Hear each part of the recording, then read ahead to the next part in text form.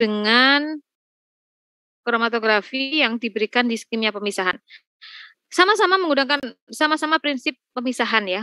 Tetapi bedanya kalau di kimia pemisahan seperti yang Anda sudah pelajari, ada kromatografi lapis tipis, kromatografi kertas, itu menggunakan instrumen sederhana. Jadi metode kromatografi yang dikenalkan pada mata kuliah kimia instrumen itu adalah kromatografi yang dilakukan secara konvensional. Ya, nah dari kemarin kan sudah dikenalkan itu ya, metode analisis konvensional, metode analisis instrumen gitu kan. Nah, metode konvensional itu berarti menggunakan alat-alat sederhana, alat-alat gelas. Misalkan seperti titrasi, seperti gravimetri ya. Nah, kromatografi atau metode pemisahan juga demikian. Ada yang instrumen, ada yang konvensional. Konvensional contohnya apa? Ekstraksi. Destilasi itu juga contoh pemisahan konvensional. Kemudian kromatografi, tapi kromatografi yang mana dulu? Kromatografi lapis tipis dan kromatografi kertas, ya. Itu pemisahan secara konvensional, ya. Kenapa disebut konvensional? Karena kan tidak menggunakan alat, ya. Dalam kromatografi kertas kita hanya menggunakan kertas, selulosa, di mana kertas itu dicelupkan pada pelarut yang dikenal dengan fase gerak, masih ingat? Kemudian karena ada gaya kapilaritas, air atau pelarut yang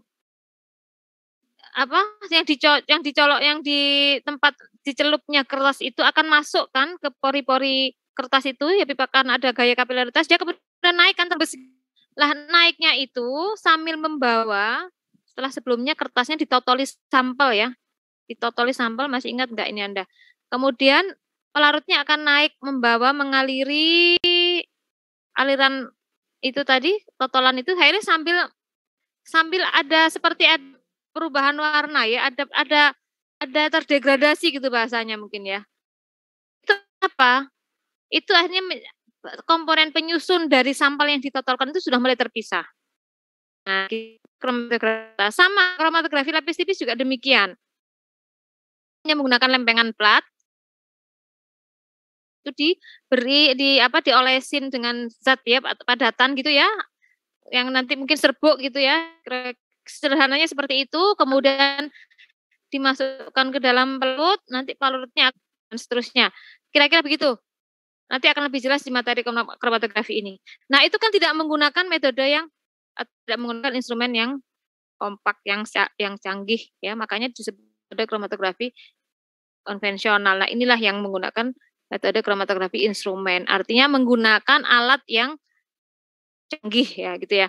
Nah, apa kelebihan kekurangannya kromatografi konvensional dan kromatografi instrumen? Sama seperti halnya kekurangan metode konvensional yang kemarin kita bahas. Yang namanya metode kromatografi instrumen maka dengan sendirinya itu cepat, akurat ya. Kelemahannya apa? Mahal. Mahal ya. Satu kali injeksi contohnya, satu kali kita menganalisis sampel untuk kromatografi gas itu 350.000 biayanya. Tapi kalau kromatografi konvensional enggak, kita hanya pinjam labu-labu takarnya, pinjam cawannya untuk nyelupin pelarut. Nah, begitu aja. Jadi sederhana. Nah, ini yang kemudian dikembangkan atau dikenalkan bagi mahasiswa yang sudah mengambil mata kuliah kimia pemisahan, gitu ya. Jadi sebetulnya apa sih kromatografi ini? Coba perhatikan ya. Sebuah teknik dari salah satu metode pemisahan yang bertujuan untuk memisahkan komponen dari matriknya sehingga dihasilkan komponen yang lebih murni ya. Namanya juga kimia pemisahan berarti dia memisahkan zat-zat yang lain. Analit itu zat yang akan kita analisis ya. Analitnya itu kita pisahkan dari matriknya sehingga dihasilkan komponen yang lebih murni atau sehingga dihasilkan analitnya saja yang akan kita analisis gitu. Ya, baik. Nah, ini silabinya yang akan kita pelajari. Pertama adalah pengantar teori kromatografi hari ini, ya. Kemudian pengenalan metode analisis kromatografi. Seperti apa sih teori dari kromatografi itu, ya. Yang kedua, kromatografi gas. Ketiga, analisis kualitatif dan kuantitatif dengan kromatografi instrumen. Yang kelima, kromatografi cair dan yang keenam kromatografi ion. Ya, baik.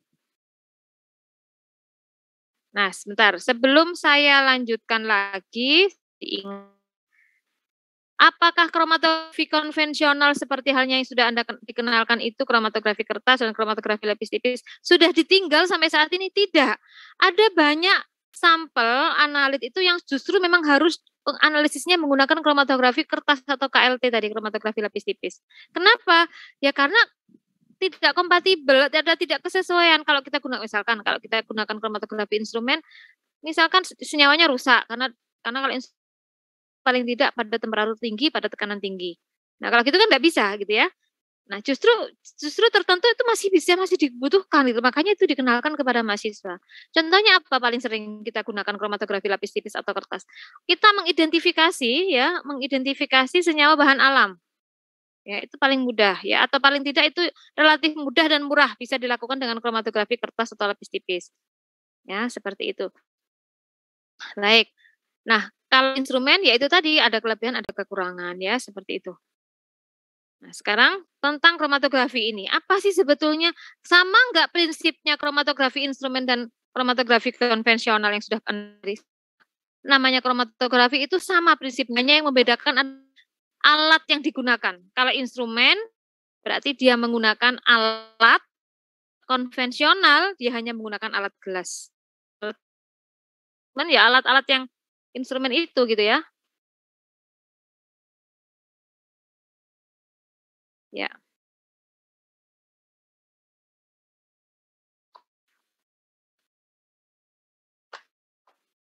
baik. Oke. Ini sudah pernah disampaikan di kelas instrumen apa kimia pemisahan? Belum, Bu. Oke, baik. Jadi sama ini. Saya harapkan Anda bisa menyimak ini, memahami dengan baik. Apa sih kromatografi? Kromatografi itu sama halnya dengan spektroskopi ya. Metode analisis yang paling sering digunakan. Sudah hal yang lumrah, sudah hal yang wajar rata-rata instansi lembaga itu punya alat kromatografi. Ya, UIN juga punya gitu ya. Baik, apa sih itu kromatografi? Kita lihat saja. Dari namanya kromatografi, kroma dan grafi ya. Ini berawal ketika abad ke-20, ke awal abad 20 berarti tahun 1900-an ya. Udah 100 200 berapa ini 100 tahun yang lalu ya, 100 tahun yang lalu. Udah tua lah gitu usia metode kromatografi ini. Ada seorang kimiawan Rusia yang namanya Michael Sweat. Oh ini 1800-1900-an ini menyiapkan kolom yang diisi dengan serbuk kalsium karbonat. Saya harapkan Anda bisa mengimajinasikan ya, sedikit membayangkan. Kolom, apa yang ada dalam pikiran Anda tentang kolom? Kolom itu kayak tabung gitu kan? Ya enggak? Oke. Ada yang sudah tahu buret? Ada yang belum tahu buret untuk titrasi? Ada yang belum pernah lihat buret? Atau paling ada praktikum online kan dikenalkan kan ini namanya buret gitu ya? Ya enggak? Iya, Bu. Iya, Bu. Iya, Bu. Jadi buret itu ya oke. Ya, jadi waktu itu Michael Sweat menyiapkan kolom yang diisi dengan serbuk kalsium karbonat. Apa yang ada dalam pikiran Anda? Ya buret lah ya, kolom itu buret. Anda bayangkan buret, ada buret yang diisi serbuk kalsium karbonat. Kalsium karbonat itu apa? Yang biasa kita gunakan untuk nulis di papan itu apa? Kapur. Kapur. Gamping, Bu. Ya? Iya, boleh, gamping boleh. Artinya kita siapkan serbuk gamping atau serbuk kapur dengan ukuran yang seragam, lembut gitu ya. Kemudian kita masukkan dalam kolom buret itu. Kita masukkan dalam kolom. Dan ke dalamnya dituangkan campuran pigmen tanaman yang dilarutkan dalam ether. Sudah, ketika kolom itu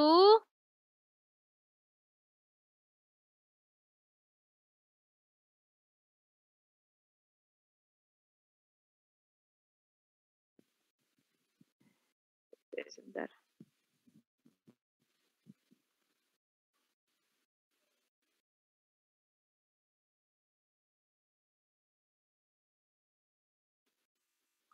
Saya nggak bisa ya. Nggak bisa. Oh ini nih. Nah. Jadi ini buret. Jadi ini kan biuret panjang ya. Terus di sini kan tempatnya keluarnya ini larutannya, kemudian di sini ditampung. Misalkan ini ditampung, kemudian ini diisi kalsium karbonat ya. Ini kalsium karbonat penuh sampai ke sini ya, sampai bawah ya. Sampai sini kalsium karbonat sudah, kemudian ini CaCO3, terus di sini dimasukkan di ujung dengan posisi yang berdiri begini ya. Ujungnya dituang campuran pigmen. Jadi ini dimasukkan campuran pigmen ya, campuran pigmen gini. Misalkan ditetesi campuran pigmen. Campuran pigmen itu kan zat warna ya, berarti di situ ada beberapa zat warna yang dicampur kemudian dimasukkan di sini. Oke, kalau ini posisinya vertikal, kira-kira ada gaya gravitasi kan? Ya enggak? Ya, untuk turun? Ya. Tapi karena pigmennya ini sedikit, maka dia tentu tidak akan turun sampai ke bawah. Nah, supaya mendorong zat pigmennya itu turun ke bawah, maka ini dialiri secara terus-menerus. Oleh apa? Oleh ether. Ini yang dilakukan oleh sweat. Dimasukkan terus-menerus ether. Dan ke dalam kolom ini dituangkan campuran pigmen tanaman yang dilarutkan dalam ether. Secara mengejutkan, pigmen memisahkan dan membentuk lapisan berwarna di sepanjang kolom. Ia menamakan kromatografi pada teknik pemisahan baru ini. Nah, ketika pigmen itu dicampur dengan ether dan dia terpisah ke bawah, ini terus-menerus ethernya dimasukkan. Jadi begini, ekstraknya ditotolkan di sini, kemudian dilarutkan ether, ya kita biarkan dia mungkin turun tapi nggak sampai ke bawah kan, habis airnya di sini terserap oleh kalsium karbonat. Nah, ether saja sekarang dialirkan secara terus-menerus. Ether itu dialirkan secara terus-menerus untuk mendorong supaya serbuknya bawah. Nah, ajaibnya gitu ya, kira-kira begitu. Dalam waktu tertentu ketika ether itu sudah dialirkan dengan sendirinya, serbuk pigmen itu kan akan turun ke bawah. Memisahkan diri dari komponen-komponen zat pigmennya. Ternyata di situ kelihatan ada warna-warna yang terpisah. Sebelah sini ada, misalkan ya komponennya itu campuran zat pigmen A, B, C. A warna biru, C warna merah, A warna biru, B warna merah, C warna kuning misalkan. Nah, ternyata ini ada satu blok gitu ya, warnanya merah, satu blok warnanya biru, satu blok warnanya kuning. Mulai terpisah. Kenapa bisa terpisah?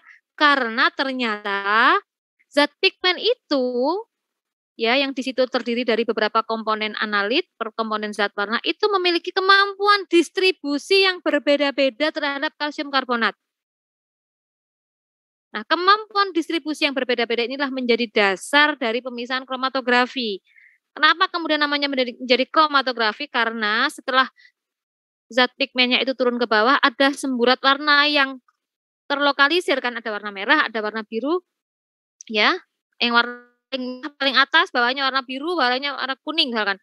Itulah yang kemudian menjadi namanya kromatografi. Krom itu warna, graf itu lukisan. Jadi seperti ada tambatan atau penampakan zat warna di dalam kolom itu, makanya namanya kromatografi. Graf itu kan seperti kaligrafi gitu ya. Graf itu kan tulisan ya. Jadi ada warna yang nampak di kolom, krom itu warna ya, graf itu yang nampak tadi. Makanya namanya menjadi kromatografi. Jadi asal kromatografi itu dari mana? Dari pekerjaan Michael Sweat ketika memisahkan zat pigmen menggunakan kolom yang diisi kalsium karbonat dan dialiri secara terus-menerus oleh ether. Nah, oke mahasiswa sekalian, dari sini inilah prinsip dari yang namanya metode kromatografi. Anda harus paham di sini ya. Apa? Jadi yang namanya kromatografi itu ada bahan zat yang dia diam, tidak bergerak. Apa yang diam di sini? Apa yang diam di sini? Di dalam kolom ini ada apa yang diam? Kalsium karbonat. Kalsium karbonatnya, iya betul. Kalsium karbonatnya, kapnya diam. Terus ada yang memang dia ingin dipisahkan, ini Sweat itu ingin memisahkan apa sih? Dia ingin memisahkan zat warna pigmen ini ceritanya ya. Kemudian ada zat yang selalu bergerak. Apa yang selalu bergerak? Apa yang selalu? Iya, betul. Jadi yang namanya kromatografi itu ada 2 fase. Pasti ada 2 fase yang terlibat. Apa? Fase diam dan fase gerak. Ya. Yang namanya kromatografi itu ada 2 fase yang terlibat, fase diam dan fase gerak. Fase diamnya apa? Kalsium karbonat. Fase geraknya apa? Ether. Kenapa fase diam disebut, kenapa kalsium karbonat disebut fase diam? Ya, karena dia diam memang di situ. Dia tidak boleh bereaksi dengan ethernya. Nah, ini ada syarat-syarat lain nanti, ya. Artinya dia diam, itu aja dulu. Nah, ether, kenapa dia disebut fase gerak? Karena dia bergerak. Nah, fungsinya fase diam atau kalsium karbonat ini apa? Fungsinya untuk membantu memisahkan atau melakukan berinteraksi gitu ya, berinteraksi dengan pigmen ini dengan tingkat interaksi yang berbeda-beda. Berbeda-beda maksudnya berbeda-beda dari komponen di dalam pigmen gitu. Misalkan kalsium karbonat itu kalau berinteraksi dengan pigmen warna A atau biru itu cepat interaksinya. Jadi dia begitu berinteraksi artinya dia nggak menahan gitu ya, nggak tertahan lama. Birunya akan turun lebih cepat turun. Nah, hingga birunya ada di bagian bawah. Ketika ether itu dihentikan alirannya, maka sudah kelihatan kan ada perbedaan warna ya. Nah, birunya ada bagian bawah. Kemudian zat pigmen yang merah itu cukup moderat ya, sedang ya berinteraksinya dengan kalsium karbonat. Bahkan dia dari 2 misalkan. Yang apa? Kuning itu lama interaksinya dengan kalsium karbonat. Makanya dia di bawah. Lama, sedang, moderat itu apa sih maksudnya? Turunnya itu lama gitu ya. Itu menunjukkan bahwa interaksi kalsium karbonat itu berbeda-beda terhadap 3 macam zat warna tadi gitu. Ada yang cepat berinteraksinya, ada yang kuat sehingga dia ditahan, nggak turun-turun, ada yang nggak cukup ditahan sehingga dia begitu nempel saja langsung dilepas lagi, zat warna biru misalkan yang paling bawah, nah begitu seterusnya. Nah, ether itu tujuannya memang mendorong, membawa fase gerak ini namanya ether ya, membawa supaya zat pigmen itu turun. Nah, kemudian mahasiswa sekalian, contoh pemisahnya bagaimana? Nah, ini tadi, ini kan sudah terpisah. Zat warna merah menjadi terpisah dengan yang kuning, kuning terpisah menjadi dengan yang biru dan seterusnya.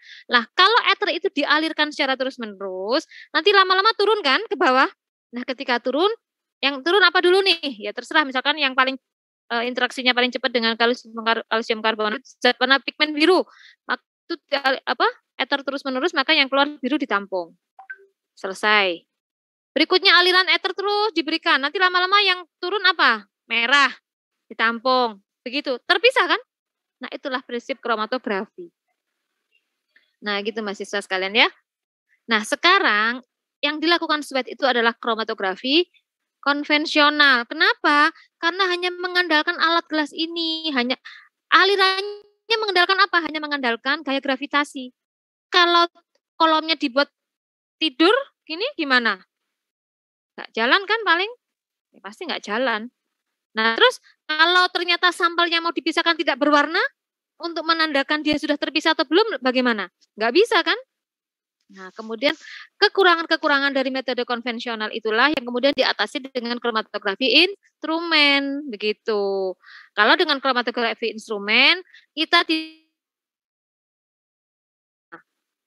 itu misalkan ya, atau sampel dengan instrumen juga kita bisa menggunakan tekanan fase geraknya supaya cepat mengaliri analitnya. Nah, itu juga salah satu yang dilakukan dalam kromatografi instrumen mengatasi kekurangan yang terjadi jika menggunakan kromatografi konvensional gitu.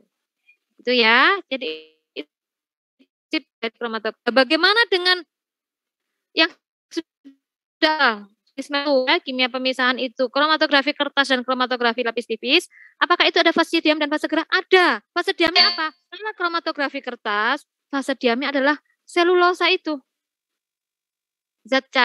Fase diamnya itu cairan ya, tapi yang dia ditempelkan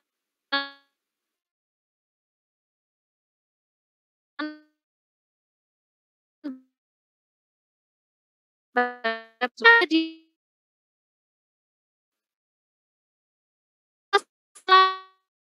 larut, misalnya jadi itulah prinsip dari fotografi. Contohnya Nah, ini lebih jelas. Coba perhatikan semuanya. Ini adalah kolom. Kolom yang diisi kalsium karbonat. Anda bisa lihat ya, titik-titik ini adalah kalsium karbonat. Kemudian di atasnya disiram sampel analit yang di situ ada komponen A, B, C, D. Di sini kelihatan nggak ya? Yang mau dipisahkan. Dah, ini dengan posisi vertikal ya, sehingga ada gaya gravitasi. Ketika begini saja, mungkin dia akan mulai turun. Nah, mulai ada terpisah warna. Kemudian diberi aliran ether atau fase gerak terus-menerus secara kontinu. Fase gerak itu akan membawa aliran dari analitnya sehingga lama-lama terpisah. Tuh, Anda kelihatan kan, kenapa A itu paling cepat dia ada di bawah, disusul B dan disusul D. Kenapa? Karena komponen zat warna A, B, C, D itu memiliki kemampuan distribusi yang berbeda-beda kepada atau terhadap fase diamnya. Fase diamnya apa? Kalsium karbonat. Loh kalau sama bagaimana Bu? Tidak mungkin. Ya, mirip bisa, tapi persis tidak akan mungkin. Senyawa kimia itu beda satu atom karbon saja itu sudah beda sifatnya. Apalagi beda senyawa. Beda itu macam-macam efeknya, termasuk beda kemampuan distribusi gitu loh. Makanya dengan demikian sangat mudah kita menggunakan metode kromatografi untuk memisahkan semua senyawa kimia memiliki kemampuan interaksi yang berbeda-beda dengan fase diam. Diam, kalsium karbonat. Gimana dengan fase diam yang lain? Banyak nanti yang akan kita pelajari di sini. Jadi jenis fase diam, jenis fase gerak itu banyak macamnya. Ya, tapi prinsip dari kromatografi seperti yang sudah Anda barusan saksikan ini Anda berikan tadi ya, begitu. Fase gerak itu tidak boleh bereaksi dengan fase diam, itu syarat utamanya. Apa Bu syarat yang bisa saya gunakan untuk sebagai fase gerak? Ada nanti fase gerak itu ada macamnya ya. Tapi syarat utamanya apa? Tidak boleh bereaksi. Tidak boleh bereaksi maksudnya bagaimana sih? Tidak boleh saling melarutkan dengan fase diam.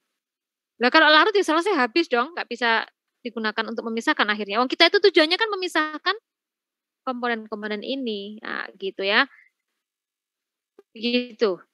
Nah kemudian ketika sudah inilah ini makanya ketika ini nih, A itu kira-kira kalau dilihat dari sini akan nomor paling cepat ya turunnya.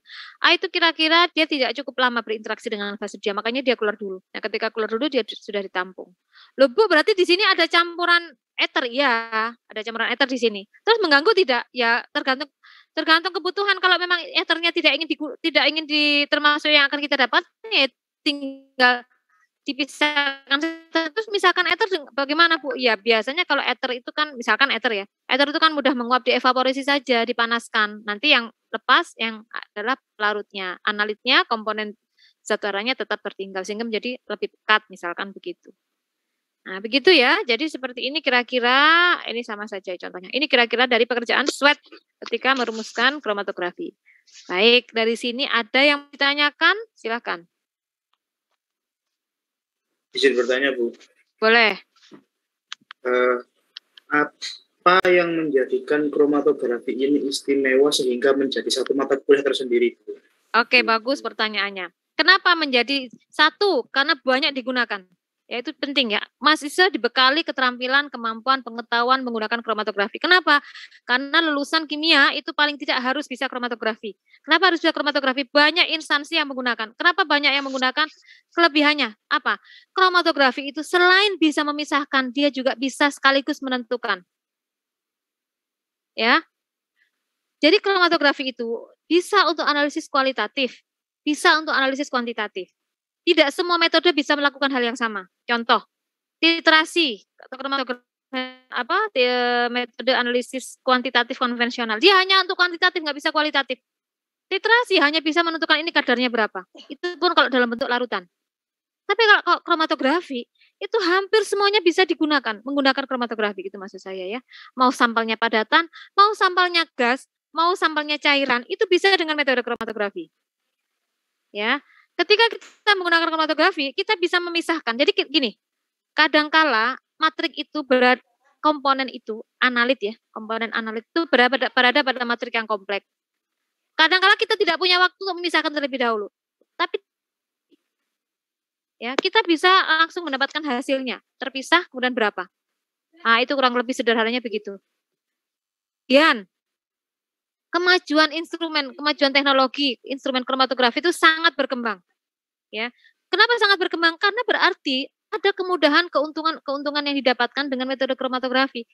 Para analis, para kimiawan itu merasa sangat terbantu, merasa mudah kalau menggunakan kromatografi. Apa?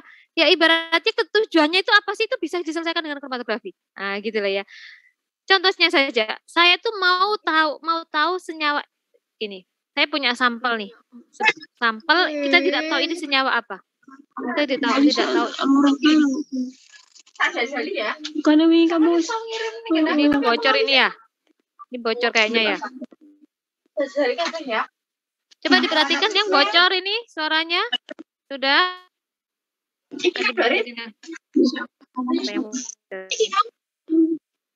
Riri Mustafirobat. Coba di Riri apa Riri nih?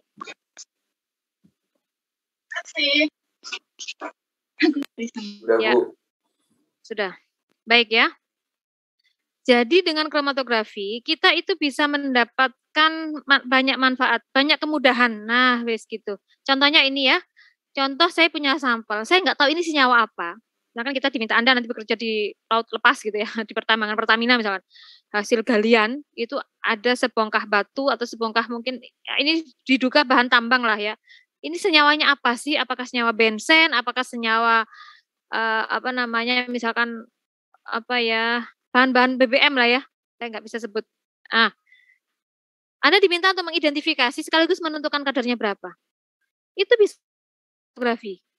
Ya, nanti akan Anda tahu. Contoh kenapa? Oke. Kita perlu treatment dulu memang ya. Kita perlu preparasi sampel untuk kemudian bisa sampai diinjeksikan, dimasukkan dalam instrumennya. Tapi sekali injeksi itu, ketika kita sudah menginjeksikan, kita memasukkan proses analisis, nanti kita bisa keluar ini senyawanya apa. Jadi instrumen itu bisa membantu. Instrumen kromatografi itu dilengkapi kemampuan untuk mengarahkan, menggiring opini analis ini tuh senyawa apa.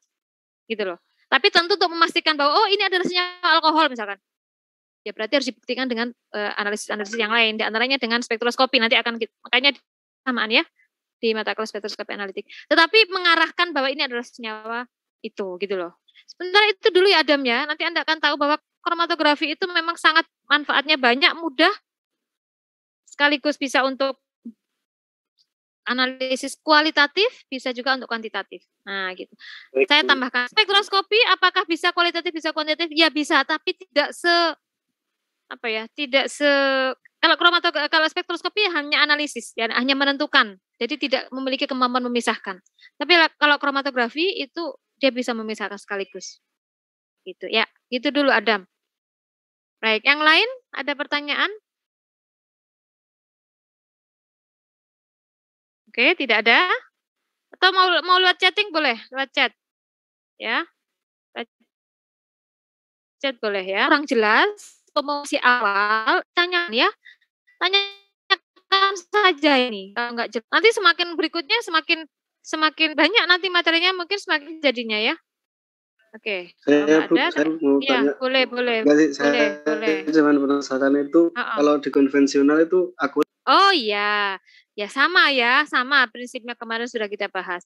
Apakah akurat ya? Tentu tidak. Makanya kalau konvensional itu biasanya untuk analisis kualitatif. Ya, tidak kuantitatif. Nah, ini bagus pertanyaannya. Saya jadi ingat sekarang. Harus menjelaskan ini kalau gitu. Yang namanya analisis kualitatif itu apa sih? Kualitatif itu mengidentifikasi ya, ini senyawanya apa, ini golongan apa, atau ya identifikasi lah ini senyawa apa ini ya, secara kualitatif. Tapi kalau kuantitatif itu tahu ini kadarnya berapa, jumlahnya apa, volumenya berapa, persennya berapa. Itu kok. Nah, kromatografi konvensional itu biasanya digunakan untuk kualitatif. Apakah kuantitatif tidak bisa, Bu? Bisa, tapi tidak cukup akurat. Ya. Contohnya, kalau kita mau menentukan kadar, berarti kan kuantitatif, menggunakan metode kromatografi kertas, itu kita sulit mendapatkan hasil yang pas. Kenapa? Karena totolannya itu, contohnya saja, totolan bekas yang sudah terpisah itu dikerok terus ditimbang. Nah, kalau ngeroknya itu enggak pas, itu kan berarti berkurang kan beratnya. Cukup akurat, sudah cukup mengarahkan kepada analit tertentu yang diinginkan gitu ya. Jadi kalau kualitatif kan nggak harus nggak harus fix ya angkanya ya, nggak apa-apa. Kualitatif itu hanya untuk tahu ini senyawa apa gitu kan. Jadi nggak butuh data valid kadar berapa lain ya. Kalau kadar itu kan satuannya apa? Konsentrasi berapa molar, berapa normal atau berapa ppm, berapa gram begitu. Gitu ya. Tadi siapa yang nanya? Saya, Bu. Makasih nggih. Faiz. Nggih. Oh iya. Yang lain ada lagi? Nah, ini kalau ada nanya gini kan membantu temannya ini, sehingga yang lain juga bisa terbantu kan. Saya jadi ikut bisa menjelaskan tambahannya. Baik, nanti kalau ada yang nggak jelas lagi bisa ditanyakan ya, saya lanjutkan. Ya, seperti itu. Nah, sekarang ini, prinsip kromatografi ini ya.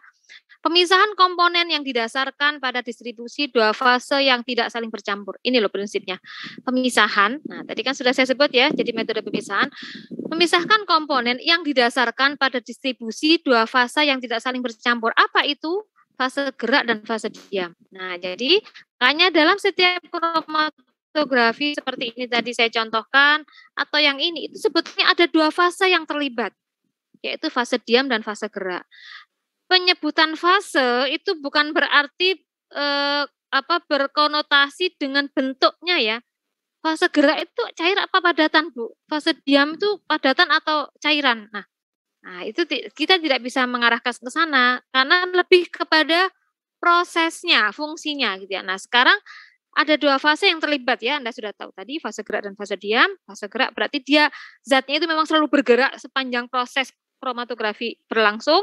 Dan diam berarti memang dia diam. Nah, bentuknya sekarang, fase gerak itu ada yang berbentuknya gas, ada yang bentuknya cair. Fase diam ada beda ya. Kalau nggak ada padatnya, tapi kalau fase diam ada padatnya tapi tidak ada yang gas. Nah, ini ya. Jadi bentuknya fase gerak itu apa? Bisa cair. Fase diam bisa padat, bisa cair. Nah, yang digunakan sweat tadi, fase geraknya apa? Apa yang digunakan sweat tadi fase geraknya? Gas apa cair? Cair, betul. Yang digunakan sweat fase diamnya apa tadi? Padat ya, iya. Nah, itu ya, baik. Komponen, analit, atau solut. Nah, ini istilahnya ya, mungkin saya akan menyebut ini. Zat lah ya, analit yang kita ingin pisahkan, atau solut. Nah, itu juga bisa. Itu penyebutan untuk zat yang akan kita pisahkan dalam kromatografi itu juga bisa disebut solut ya, zat terlarut. Itu akan terdistribusi dengan tingkat distribusi yang berbeda-beda pada setiap zat, sehingga akan terpisah satu sama lain. Jelas ya? Jadi, akan terpisah karena ada kemampuan distribusi yang berbeda pada setiap zatnya itu. Apa sih zat yang mau dipisahkan? Zat pigmen ya.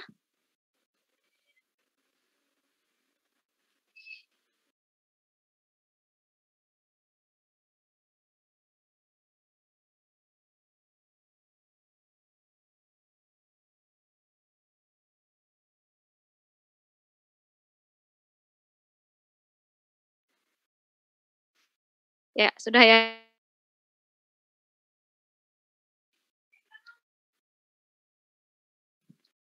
Oke, sebentar ini, nggak bisa ini. Ya. Nah ini, proses distribusi yang berbeda dari solut terhadap dua fase. Kok namanya solut? Padahal setahu Anda mungkin solut itu bagian dari solution ya. Solut dan solvent itu kan bentuk solution gitu kan. Nah, tapi pada dasarnya dalam peristiwa atau proses kromatografi itu ada zat yang terlarut itulah. Jadi sebenarnya ketika kita sebentar.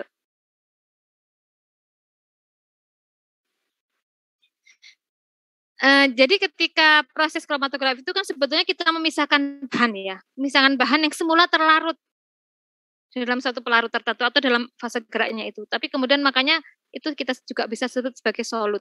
Nah, gitu ya. Jadi jangan rancu, Bu, kok istilahnya solut ya karena sebenarnya analit itu yang kita pisahkan dalam kromatografi itu kan zatnya, tapi zatnya itu merupakan dalam bentuk larutan. Nah, gitu loh ya. Baik. Nah, ini contohnya tadi. Ini masih diulang-ulang yang tadi. Misalkan ini adalah uret ya, kolom, kemudian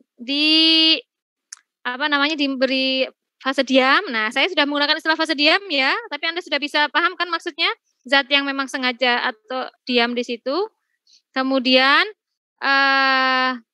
diberikan, dibasahkan dulu boleh ya, atau langsung aja di sini dituang, apa namanya, dituang analitnya boleh, tapi juga kadang itu dibasahi dulu gitu dengan fase gerak sudah.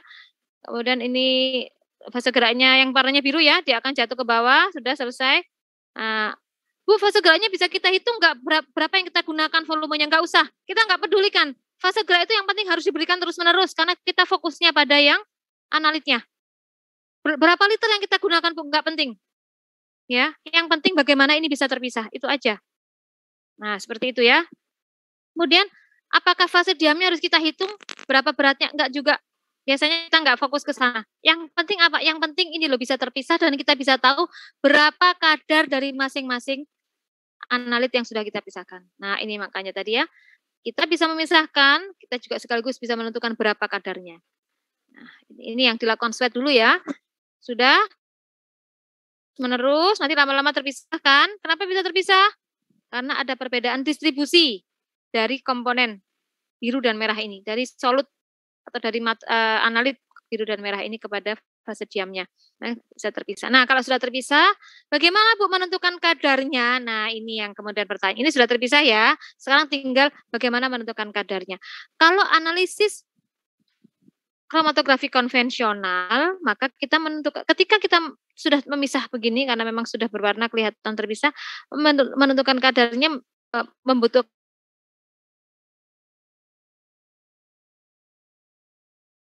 pekerjaan yang lain lagi gitu. Sudah gini tentukan kadarnya dengan ekstraksi gitu. Tapi kalau instrumen tidak. Ini kok nggak bisa nih. Nah, kalau instrumen kita nggak perlu, kita tinggal tekan tombol, nanti kira-kira dia akan keluar apa data sehingga kita bisa menghitung itu kadarnya berapa. Nah, gitu loh. Makanya mudah kan kalau instrumen itu. Kromatografi instrumen seperti itu. Baik, ini ya.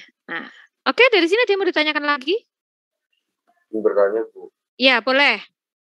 Fase gerak yang diperlukan dalam kromatografi itu kan tadi seperti yang Ibu bilang tidak diperlukan berapa jumlahnya. Jadi yang penting diberikan secara kontinu. Ya, betul. Apakah itu nantinya fase gerak tersebut masih dapat digunakan atau tidak boleh digunakan lagi? Oh ya, baik. Baik, bagus. Kalau sudah, ini kan keluarkan nanti fase geraknya, apakah bisa digunakan lagi? Ya, begini, bisa ya, bisa, tapi diregenerasi dulu. Nah, bisa, tapi diregenerasi artinya kita biasanya ini ya, diregenerasi dulu itu maksudnya ya ini di treatment dulu lah, dibaiki dulu ya, gitu. Ada rutan apa, kemasukan apa, sempat bercampur gitu ya. Walaupun disebutkan tidak boleh bereaksi dengan fase diam, tapi sebenarnya kita tidak bisa menjamin bahwa fase gerak itu juga bisa melarutkan fase diam. Mungkin dengan tingkatan yang berbeda gitu ya, dengan tingkatan yang berbeda begitu.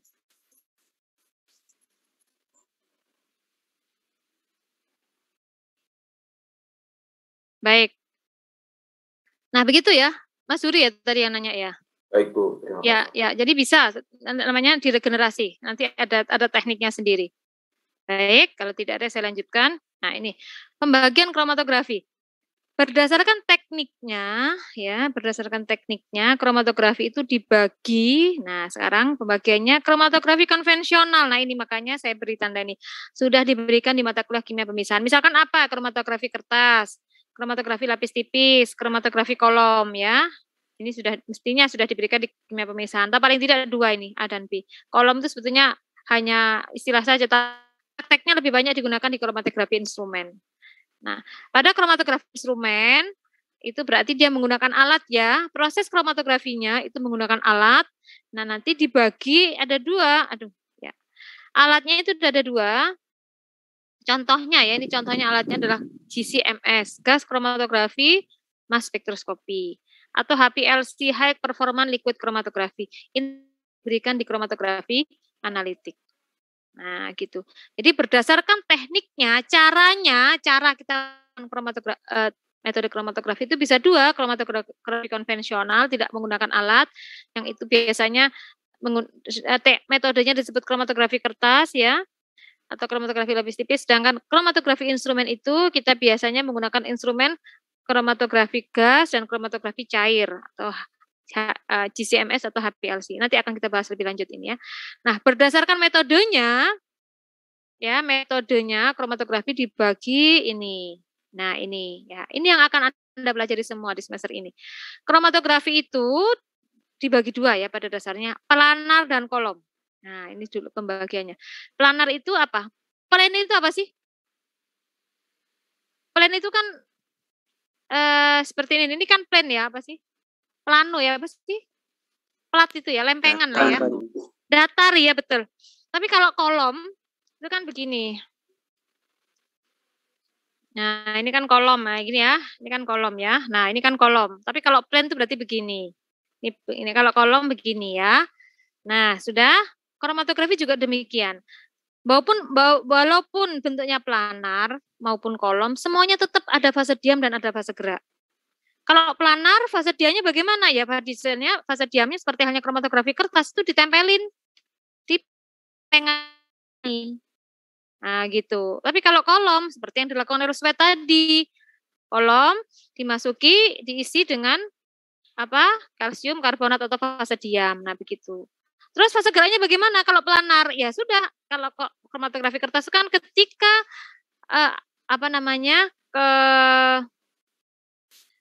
platnya ini sudah ditempeli fase diam, maka kemudian dicelupin ke mangkok gitu ya, cawan gitu, di situ ada pelarutnya. Nah, pelarutnya akan mengalir ke atas, ada karena gaya kapiler. Kertas ya, kertas tuh kalau Anda punya kertas HVS atau kertas apalah, Anda kasih air ujungnya itu kan kayak merembes gitu kan, merembes ya. Nah, itu juga begitu. Nah, merembesnya itu sambil membawa, di ujungnya udah dikasih totolan sampel, merembesnya itu sambil membawa sampel naik ke atas.